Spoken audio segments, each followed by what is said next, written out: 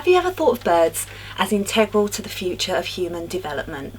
I've been lucky enough to share my life with birds for the last 10 years as part of a Bird of Prey Experience Day and Rehabilitation Centre, so I know firsthand the intricacies of bird behaviour, how they can relate to people in a very positive way, and how, through various kinds of work, they can help to rid our society of pests and diseases.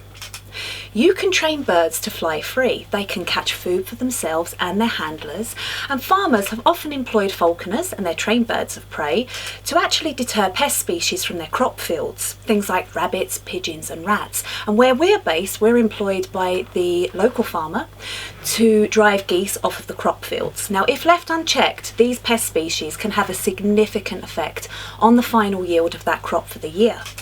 So by employing us as falconers and by us flying our birds of prey and then deterring the pest species, what happens is the yield is far greater at the end of the year, and the effect of that is in the supermarket, the product price is a lot lower. So birds are helping to affect global food prices.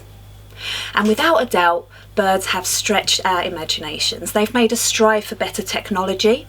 Early aerospace engineers looked at the natural mechanics of bird flight, and they applied this to the very first planes ever invented.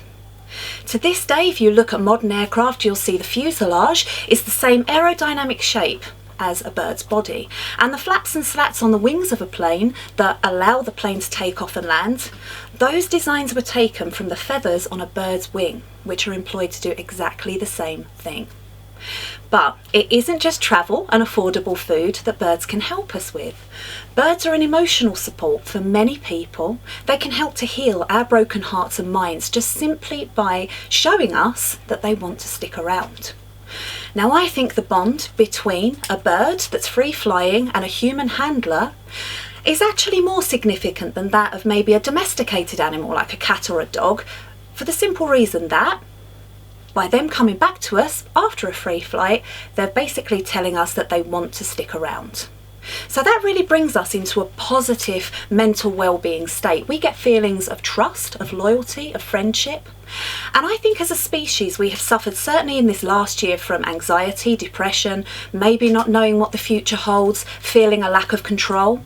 I think that birds can really bridge that gap between having these negative thoughts into a more positive mind space. Take, for example, one of my favourite roles within the rehabilitation centre. We go and we visit care homes and hospices across the UK, and we visit the residents there as part of therapy days. Now, what's so significant and so lovely is that the feedback we get from these visits is always 100% positive. What happens is they say it's an educational, inspirational and very healing experience. And it's really off the back of this that I would like to share with you all quite a personal story about one of the birds that came into our care when he was just a year old, and he was part of a rehabilitation project. So his name is Loki, and Loki is a raven. You may well have heard of Loki the raven. He certainly has a lot more social media friends than I do, and we like to share his errands around the farm and his exploits because it's a wonderful story of how birds can change our lives.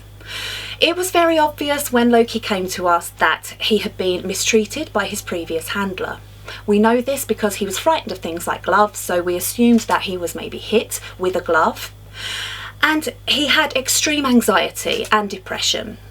He showed this in the form of aggression, so he would bite us if we went into his enclosure. And the most upsetting thing for me was when he would just run away from us. He would go and hide in the corner of his enclosure. He wanted to be as far away from us as he possibly could. Effectively, Loki was saying, "I've shut down." Now, for us as rehabilitators, it's so important to instill confidence in these sorts of birds so that they can have a happy all-round life. So what we started to do is we really forged a plan.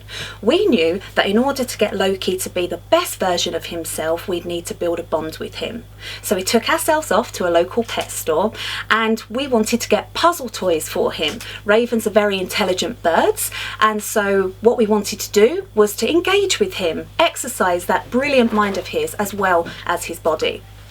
Now, there is sadly a gap in the market for raven toys. Who knew? So we had to settle for normal cat and dog treat toys.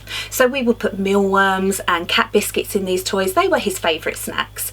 And what was happening was we started to build a real rapport with Loki. He would look forward to our visits into his enclosure because he knew he was going to play a game and get his favourite food. As well as this, we kitted out his aviary with all the Raven mod cons. So lots of natural perching, a huge bath that's practically the size of a swimming pool for a raven, and lovely panoramic views of the scenery that he could now call home.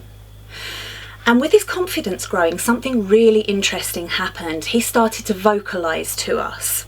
Ravens are very good mimics and they will pick up bits of human language. But remember, Loki had a bad start, so he couldn't really form the words. What he was doing was he would hear maybe a laugh or a word that we'd said, and he would mix that into his own Raven language. So it wasn't exactly human language, it was a Loki language. So he'd call that out to us, we would then call that back, and we opened up a dialogue. Even though it seemed really strange, and it certainly sounded strange to people that were listening, it was such a fundamental part of his rehabilitation process, because what we were doing by opening up that dialogue, we could get that real bond with him again. So with his trust in us growing and his confidence building, we opened the door to his enclosure and he flew free. He went and he interacted with the local wildlife, he was walking around the farm, and at the end of it all, he came back. So we knew that he saw that enclosure as his home and his safe space. Loki is now 8 years old, so he's been with us for 7 years, and every single day we do exactly the same process. We open the door, he comes out, and he has a great time, and then he returns to us. So why is this such a poignant story for me? It is because I totally understand how Loki felt when he first came to our centre. I'm sure I'm not the only one that could stand here and say that I too have suffered from feelings of depression, anxiety, not being wanted, not feeling loved, and really feeling like I just wanted to shut the world away. What Loki taught me was that it is okay to forgive. This bird managed to open up his heart to us, the same species that had caused him harm in the past, and he let love in. And he grew with us, and he bonded with us, and he became a better version of himself because of that. So really, taking all of these things and applying it to my life, I realised it's okay to be vulnerable, and it's okay to be scared, but really to let people in if they are willing to help. So Loki really helped me along my road to recovery too. So perhaps we should stop looking at birds as deeply instinctive creatures and see them for these adaptive, intelligent, sentient beings that they really are. I always think that birds are watching us from a distance, willing to forgive our intrusion into their environments if we could just give them a reason to. And isn't it the most wonderful thing that the very first thing a bird does as the sun rises and the very last thing a bird does as the sun sets is it sings. So no matter what trials that little bird has been through between dusk and dawn, it chooses to defiantly bathe our world in song. There is definitely a message of hope there for all of us. There are brighter things on the horizon. Change is always a good thing, and to really accept the new challenges as they come along. But most importantly, to really relish the days that we have right now, be in the present, and to let go of all of those past hurts in order to be a better version of you. And I do think that this is starting to permeate now more into our society. Take, for example, bird watching. That has absolutely soared in popularity over this last year. So much so that actually there are 10 times more people signing up to birdwatching surveys online than there was in 2019. Now, why is that? I honestly think that in the space left with our world effectively going on pause, we have started to notice them again. How pretty their feathers are, how beautiful their songs are, and how lovely it feels when the birds come and visit our garden feeders. We feel worthy. There's an element of friendship there, and all of this brings us into positive mental well-being. As well as that, Communities are growing, certainly on social media. I am a member of about 4 different bird watching sites on social media, and the best part about them is you're encouraged to share your photos, to ID different birds and really help each other out, but also to visit local green spaces.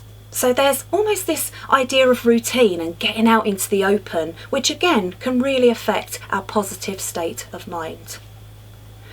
So all of this coming together, we can thank our feathered friends for a lot. We have community, we have affordable food, travel, environmental awareness. So from allowing us to conquer the skies to really helping us with our positive mental well-being, I believe that if we understand birds better, then we can make this planet a far more better place for all of us to live in for generations to come.